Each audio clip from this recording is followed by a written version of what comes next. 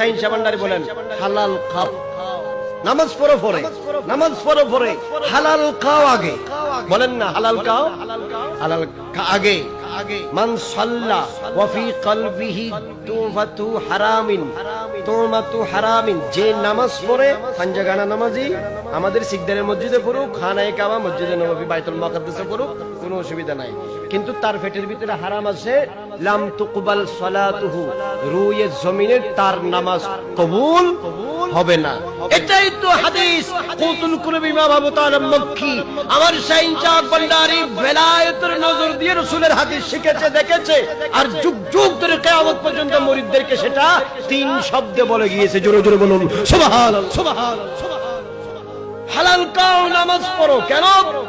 জিন্দেগি ভর নামাজ পড়লেও রুজি রোজগার যদি হালাল না হয়, নামাজ তো কবুল, নামাজ তো কবুল।